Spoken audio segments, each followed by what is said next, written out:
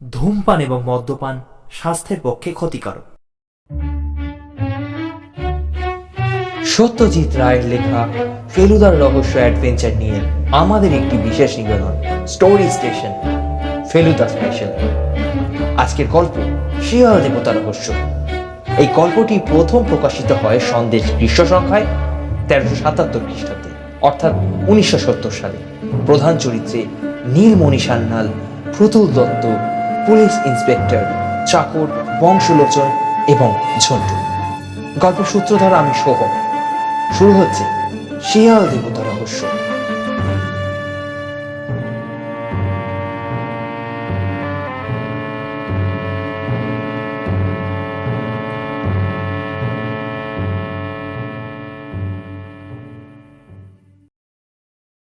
আর প্রয়োজন হলে আপনার বাড়ির কিছু ছবি তুলব।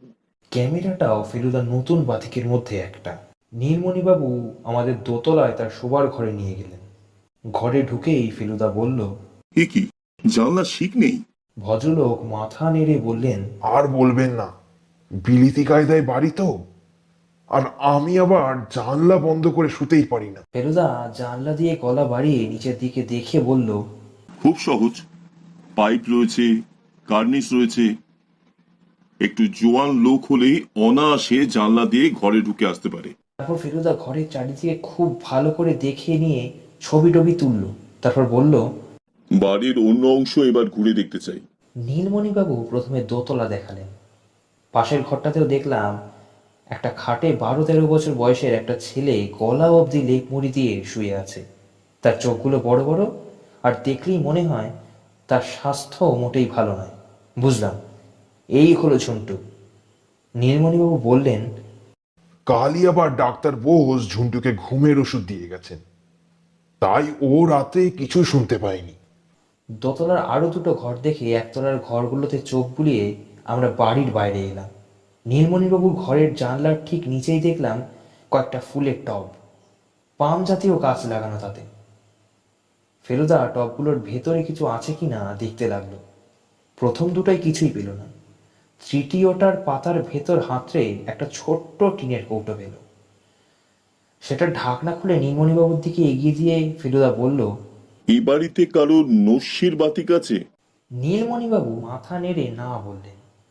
ফেলুদা কৌটোটা নিজের প্যান্টের পকেটে রেখে দিল। এবার নীলমণিবাবু যেন বেশ মরিয়া হয়েই বললেন, মিস্টার মিত্তির, আর কিছু না, মূর্তি একটা গেছে, আরেকটা না হয় কিনবো, কিন্তু একটা ডাকাত আমার বাড়িতে এসে আমার ঘরে ঢুকে আমার উপর যা তা অত্যাচার করে চলে যাবে, এ কিছুতেই বরদাস্ত করা যায় না। আপনাকে এর একটা বিহিত করতেই হবে। যদি লোকটাকে ধরে দিতে পারেন তাহলে আমি আপনাকে ইয়ে মানে ইয়ে আর কি।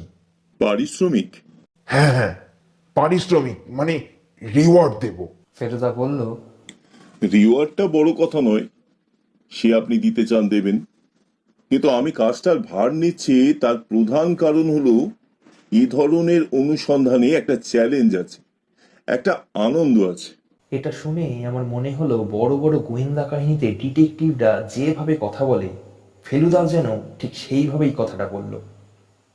এরপরে প্রায় 10 মিনিট ধরে ফেলুদা নীলমণিবাবুর ড্রাইভার গোবিন্দ, চাকর নন্দলাল আর পাঁচু আর মালি নটবরের সঙ্গে কথা বলল। তারা সবাই বলল রাত্রে অস্বাভাবিক কিছু দেখেনি। বাইরের লোক আসার মধ্যে এক রাত 9টা নাগাদ ডাক্তার বোস এসেছিলেন ঝুন্টুকে দেখতে। নীলমণিবাবু নিজেও নাকি তারপর একবার বেরিয়েছিলেন। ও এন মুখার্জি ডাক্তারখানা থেকে ঝুন্টুর জন্য ওষুধ কিনে আনতে গিয়েছিলেন। ফেরার পথে একটু অন্যমনস্ক ছিলাম। হঠাৎই খেয়াল হলো ট্যাক্সি আমাদের বাড়ির রাস্তা ছাড়িয়ে অন্য কোথাও চলেছে। ফেলুদাকে গম্ভীর দেখে তাকে আর কিছু জিজ্ঞাসা করলাম না। ট্যাক্সি থামলো ফ্রি স্কুল স্ট্রিটের একটা বাড়ির সামনে। দেখলাম বাড়ির সদর দরজার ওপর সাইনবোর্ডে উঁচু উঁচু রূপোলি অক্ষরে লেখা আছে, অ্যারাটন ব্রাদার্স অকশনিয়ার্স। এটাই সেই নিলামের দোকান। আমি কোনোদিন নিলাম ঘর দেখিনি। এই প্রথম দেখে চোখ একেবারে ছানা বড়া হয়ে গেল। এত রকম হিজিবিজি জিনিস একসঙ্গে এর আগে কখনোই দেখিনি। ফেলুদার কাজ 2 মিনিটের মধ্যেই সারা হয়ে গেল। প্রতুল দত্তের ঠিকানা, 7/1 লাভলক স্ট্রিট। আমি মনে মনে ভাবলাম, প্রতুল দত্তের বাড়ি গিয়েও যদি ফেলুদাকে হতাশ হতে হয়, তাহলে আর ওর কোথাও যাবার থাকবে না। তার মানে এবার ফেলুদাকে হার স্বীকার করতেই হবে। আর সেটা হলে আমার যে কি দশা হবে তা জানি না, কারণ এখনো পর্যন্ত ফেলুদা কোথাও হার মানেনি। ও কোনো ব্যাপারে হাল ছেড়ে দিয়ে মুখ চুন করে বসে আছে, এই দৃশ্য আমি কল্পনাই করতে পারি না। আশা করি ও শিগগিরই একটা ক্লু পেয়ে যাবে। আমি অন্তত এখনো পর্যন্ত অন্ধকার দেখছি। দুপুরে খেতে খেতে ফেলুদাকে বললাম, এরপর? ও ভাতের ঢিপির মধ্যে একটা গর্ত করে তাতে একবারই সোনামুগের ডাল ঢেলে বলল, এরপর মাছ, তারপর চাটনি, তারপর দই, আমি জিজ্ঞাসা করলাম, তারপর? তারপর জল খেয়ে মুখ ধোবো, তারপর একটা পান খাবো, তারপর? তারপর একটা টেলিফোন করে 8 ঘন্টা ঘুম দেব। এর মধ্যে টেলিফোনটাই একমাত্র ইন্টারেস্টিং খবর। কাজে আমি সেটার অপেক্ষায় বসে রইলাম। ডিরেক্টরি থেকে প্রতুল দত্তের নাম্বারটা আমি বার করে দিয়েছিলাম। নাম্বারটা ডায়াল করে হ্যালো, বলার সময় দেখলাম ফেলুদা একদম গলাটাকে চেঞ্জ করে একটা বুড়োর গলা করে নিয়েছে। যে কথাটা হলো ফোনে, তার একটা দিকেই আমি শুনতে পেরেছিলাম, আর সেভাবেই সেটা লিখে দিচ্ছি। হ্যালো, আমি নাকতলা থেকে কথা কইছি। আগে আমার নাম শ্রী জয়নারায়ণ বাগচি। আমি প্রাচীন কারুশিল্প সম্পর্কে বিশেষ উৎসাহী। এই বিষয় নিয়ে আমি একটি পুস্তক রচনা করছি। হ্যাঁ, হ্যাঁ, আপনার সংগ্রহের কথা আমি শুনেছি। আমার একান্ত অনুরোধ, আপনি যদি অনুগ্রহ করে আপনার কিছু জিনিস আমাকে দেখতে দেন। না না না না, পাগল নাকি? আচ্ছা, হ্যাঁ নিশ্চয়ই। আপনাকে অশেষ ধন্যবাদ। নমস্কার। টেলিফোনটা শেষ করে ফেলুদা বলল, ভদ্রলোকের বাড়িতে চুনকাম হচ্ছে, তাই জিনিসপত্রগুলো সরিয়ে রেখেছেন। তবে সন্ধ্যার দিকে গেলে দেখতে পাওয়া যাবে। আমি একটা কথা না বলে পারলাম না। প্রতুলবাবু যদি সত্যিই অ্যানোবিসের মূর্তি চুরি করে থাকেন, তাহলে তো সেটা আমাদের দেখাবেন না। ফেলুদা বলল, যদি তোর মতো বোকা হয় তাহলে দেখাতেও পারি, তবে না দেখানোটাই সম্ভব। আমি মূর্তি দেখার জন্য যাচ্ছি না, যাচ্ছি লোকটাকে দেখতে। তার কথা মতো ফেলুদা টেলিফোনটা করেই নিজের ঘরে চলে গেল ঘুমোতে। ফেলুদার একটা আশ্চর্য ক্ষমতা হলো যখন তখন প্রয়োজন মতো একটু একটু ঘুমিয়ে নিতে পারে। শুনেছি নেপোলিয়নের নাকি এই ক্ষমতা ছিল। যুদ্ধের আগে ঘোড়ায় চাপা অবস্থাতেই একটু ঘুমিয়ে নিজের শরীরটাকে চাঙ্গা করে নিতেন। আমার বিশেষ কিছুই করার ছিল না, তাই ফেলুদার তাক থেকে একটা ইজিপশিয়ান আর্টের বই নিয়ে সেটা উল্টে পাল্টে দেখছিলাম। এমন সময় ক্রিং ক্রিং করে ফোনটা বেজে উঠল।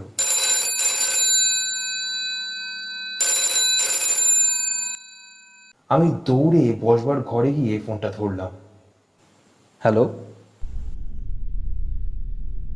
কিছুক্ষণ কেউ কিছু বলল না, যদিও বেশ বুঝতে পারছিলাম ফোনটা কেউ ধরে আছে।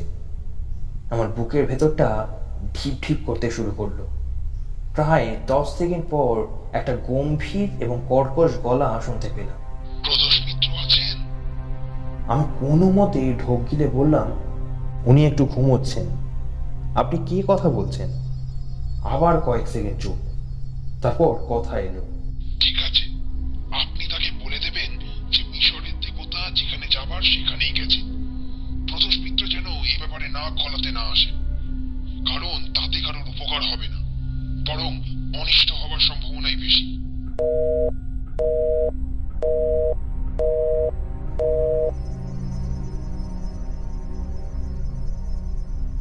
এরপরেই কট করে ফোনটা রাখার শব্দ পেলাম, আর তারপরেই সব চুপ। কতক্ষণ যে ফোনটা হাতে ধরে প্রায় দম বন্ধ করে বসেছিলাম জানি না। হঠাৎ ফেলুদার গলা পেয়ে তাড়াতাড়ি রিসিভারটাকে রেখে আমি চলে গেলাম। কে ফোন করেছিল? আমি ফোনে যা শুনেছি তাই বললাম। ফেলুদা গম্ভীর করে ভুরু কুঁচকে সোফায় বসে বলল, ইস, তুই যদি আমাকে ডাকতিস। কি করব? কাঁচা ঘুম ভাঙালে তুমি যে রাগ করো। লোকটার গলার আওয়াজ কিরকম? ঘর ঘরে গম্ভীর। যাকগে, আপাতত প্রতুল দত্তের চেহারাটা একবার দেখে আসি। মনে হচ্ছিল একটু আলো দেখতে পাচ্ছি, এখন আবার সব ঘোলাটে।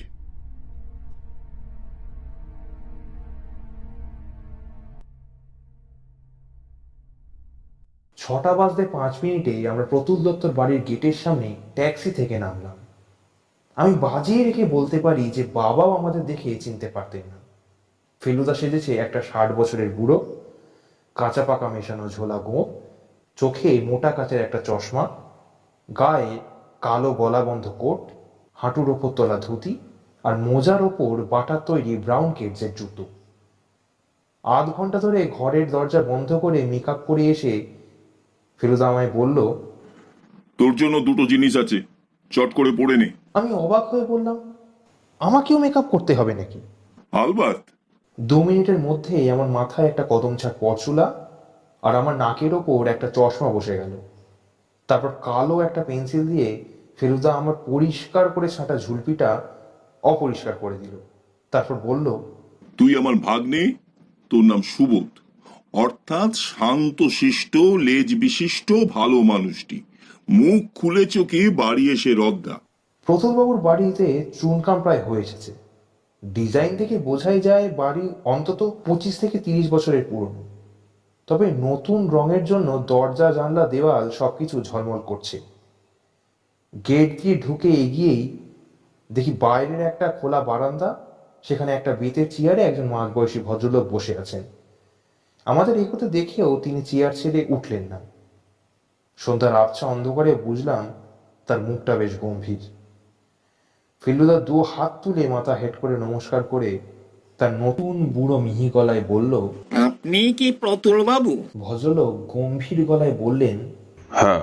আগে আমারই নাম জয়নারায়ণ বাগচি। আমি আপনাকে আজ দুপুরে টেলিফোন করেছিলাম। এটি আমার ভাগ্নে সুবোধ। আবার ভাগ্নে কেন? ওর কথা তো টেলিফোনে হয়নি। আমার মাথার পরচুলা কুটকুট করতে শুরু করেছে। ফেলুদা গলা ভীষণ নরম করে বলল, কেউ ছবি আঁকা শিখছে তাই। ভদ্রলোক চেয়ার ছেড়ে উঠলেন। আপনারা আমার জিনিসগুলো দেখতে চাইছেন, তাতে আপত্তি নেই। তবে সরিয়ে রাখা জিনিস সব টেনে বার করতে হয়েছে। অনেক হাঙ্গামা, একে বাড়িতে রাত দিনের মিস্ত্রিদের ঝামেলা। এটা ঢালো, ওটা ঢাকো, চারিদিকে কাঁচা রং, এই রঙের গন্ধটাও ধাতে যায় না। সব ঝক্কি শেষ হলে যেন বাঁচি। ঠিক আছে, আসুন ভেতরে। লোকটাকে ভালো না লাগলেও ভেতরে গিয়ে তার জিনিসপত্র দেখে চোখ একেবারে ছানা বড়া হয়ে গেল। ফেলুদা বলল, আপনার কাছে মিশর দেশের শিল্পকলার অনেক চমৎকার নিদর্শন রয়েছে দেখছি। হ্যাঁ, তা আছে। কিছু জিনিস কায়রোতে কেনা, আবার কিছু জিনিস অকশনে। দেখো বাবা সুবোধ, ভালো করে দেখো। ফেলুদা আমার পিঠে একটা চিমটি কেটে আমায় জিনিসগুলোর দিকে ঠেলে দিল। কত রকম দেবদেবী দেখো। এই যে বাজ পাখি, এও দেবতা। এই যে পেঁচা, এও দেবতা। মিশর দেশে কত রকম জিনিসকে পুজো করতো লোকেরা, দেখো। প্রতুলবাবু সোফায় বসে একটা চুরুট ধরালেন। আমার কি খেয়াল হলো, আমি বলে উঠলাম, শিয়াল দেবতা নেই বড় মামা? ওটা শুনেই প্রতুলবাবু যেন হঠাৎ বিষম খেয়ে উঠলেন। বললেন,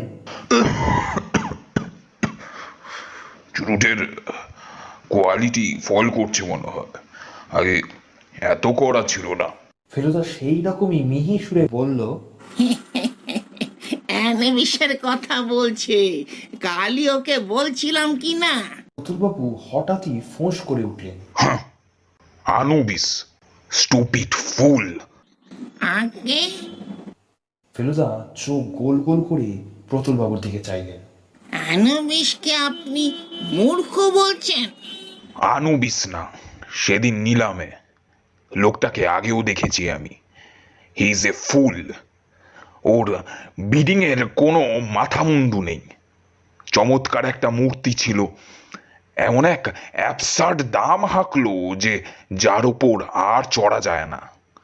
অত টাকা কোথায় পায় কে জানে। ফেলুদা চারিদিকে আরেকবার চোখ বুলিয়ে নিয়ে ভদ্রলোককে নমস্কার করে বললেন, অশেষ ধন্যবাদ। এসব জিনিসপত্র ছিল দোতলায়। আমরা এবার নিচে রওনা দিলাম। সিঁড়ি দিয়ে নামতে নামতে ফেলুদা বলল, আপনার বাড়িতে লোকজন আর বিশেষ? গিন্নি আছেন আর ছেলে বিদেশে। ফুলদত্তর বাড়ি থেকে বেরিয়ে ট্যাক্সির জন্য হাঁটতে হাঁটতে বুঝলাম যে পাড়াটা কতটা নির্জন। 7টাও বাজেনি, অথচ রাস্তায় প্রায় লোক নেই বললেই চলে। বল মা তারা দাঁড়ায় কোথা, বল মা তারা দাঁড়ায় কোথা। আমার দুটো বাচ্চা ভিখিরি ছেলে শ্যামা সঙ্গীত গাইতে গাইতে এগিয়ে আসছে। একটু কাছে এলে পরে বুঝলাম একজন গাইছে আর অন্যজন বাজাচ্ছে। ভারী সুন্দর গান করে ছেলেটা। ফেলুদাও তাদের সঙ্গে গলা মিশিয়ে গেয়ে উঠল। বল মা তারা তারাই কোথা। বালিগঞ্জ সার্কুলার রোড দিয়ে কিছু দূর হেঁটে একটা চলন্ত ট্যাক্সির দিকে দেখা পেয়েই ফেলুদা হাঁক দিয়ে সেটাকে থামালো। ওঠার সময় দেখি বুড়ো ড্রাইভার ভারী অবাক হয়ে ফেলুদার দিকে দেখছে। এই চিমড়ে বুড়োর গলা দিয়ে ওরকম জোয়ান চিৎকার বেরোলো কি করে, সেটাই বোধহয় চিন্তা করছে ও। পরদিন সকালে যখন টেলিফোনটা বাজলো তখন আমি বাথরুমে দাঁত মাজছি। কাজেই ফোনটা ফেলুদাই ধরলো। জিজ্ঞেস করে জানলাম নীলমণিবাবু ফোন করেছিলেন একটা খবর দেওয়ার জন্য। প্রতুলবাবুর বাড়িতেও নাকি কাল ডাকাতি হয়ে গিয়েছে, আর এ খবরটা আজ কাগজেও বেরিয়েছে। টাকা পয়সা কিছুই যায়নি, শুধু কিছু প্রাচীন কারুশিল্পের নমুনা, 8-10টা ছোট ছোট জিনিস, সব মিলিয়ে যার দাম 20-25 হাজার টাকার কম না। পুলিশ নাকি তদন্ত আরম্ভ করে দিয়েছে। প্রতুলবাবুর বাড়িতে যে সকালেই পুলিশের দেখা পাবো আর তার মধ্যে যে ফেলুদার চেনা লোকও বেরিয়ে পড়বে, সেটা কিছুই আশ্চর্য না। আমরা যখন পৌঁছেছি তখন 7:15 বাজে। আজ অবশ্য মেকআপ করিনি। ফেলুদা দেখলাম তার জাপানি ক্যামেরাটা নিতে ভোলেনি। আমরা গেটের ভেতর সবে ঢুকেছি, এমন সময় একজন বেশ হাসি খুশি মোটা সোটা চশমা পরা পুলিশ, বোধহয় ইন্সপেক্টর হবে, ফেলুদাকে দেখেই এগিয়ে এসে ওর পিঠে একটা চাপুর মেরে বলল, কি হে ফেলু মাস্টার, গন্ধে গন্ধে ঠিক এসে জুটেছো দেখছি। ফেলুদা বেশ নরম ভাবেই হেসে বলল, আর কি করি বলুন, আমাদের তো ওই কাজ। কাজ বলো না, কাজটা তো আমাদের, তোমাদের তো শখ, তাই না? ফেলুদা এ কথার কোনো উত্তর না দিয়েই বলল, কিছু কিনারা করতে পারলেন? বাগদারি কেস? তাছাড়া আবার কি, তবে ভদ্রলোক খুব আপসেট, খালি মাথা চাপড়াচ্ছেন আর বলছেন কাল এক বুড়ো নাকি এক ছোকরাকে নিয়ে ওর সংগ্রহ দেখতে এসেছিলেন। ওর ধারণা দুজনেই নাকি বাগলারির পেছনে। আমার কথাটা শুনেই গলা শুকিয়ে গেল। সত্যি ফেলুদা মাঝে মাঝে বড্ড বেপরোয়া কাজ করে ফেলে। ফেলুদা কিন্তু একটু না ঘাবড়ে বলল, তাহলে তো সেই বুড়ো সন্ধান করতে পারলেই চোর ধরা পড়বে। এ তো জলের মতো কেস। গোলগাল পুলিশটি বললেন, বেশ বলেছ, একেবারে খাঁটি উপন্যাসের গোয়েন্দাদের মতো কথা বলেছ হে, বাহ। ভদ্রলোকের পারমিশন নিয়ে ফেলুদা আর আমি বাড়ির দিকে এগিয়ে গেলাম। প্রতুলবাবু দেখি আজও সেই বারান্দাতেই বসে আছেন। বুঝলাম তিনি এতটাই অন্যমনস্ক যে আমাদের দেখেও দেখতে পেলেন না। কোন ঘরটা থেকে চুরি হয়েছে দেখবে? মোটা পুলিশ জিজ্ঞেস করলো। চলুন না। কাল সন্ধেবেলা যে দোতলার ঘরটায় গিয়েছিলাম আজও সেটাতেই যেতে হলো। অন্য কিছুর দিকে দৃষ্টি না দিয়ে ফেলুদা শটান ঘরের দক্ষিণ দিকের ব্যালকনিটার দিকে চলে গেল। সেটা থেকে ঝুঁকে নিচের দিকে তাকিয়ে বলল, পাইপে অনায়াসে উঠে আসা যায়, তাই না? মোটা পুলিশ বললেন, তা যায়, কিন্তু মুশকিল হচ্ছে দরজার রং কাঁচা বলে ওটাকে আবার 2 দিন বন্ধ করা হচ্ছিল না। ঠিক কখন হয়েছে চুরিটা? রাত 10:45। কে প্রথম টের পেল? এদের একটি পুরনো চাকর আছে, সে ওদিকের ঘরে বিছানা করছিল। একটা শব্দ পেয়ে এদিকে আসে। ঘর তখন অন্ধকার, বাতি চালানোর আগেই সে একটা প্রচণ্ড ঘুষি খেয়ে প্রায় অজ্ঞান হয়ে যায়। সেই সুযোগে চোর বাবাজি হওয়া। ফেলুদার কপালে আবারও সেই বিখ্যাত ভ্রুকুটি। বলল, একবার চাকরটার সঙ্গে কথা বলবো।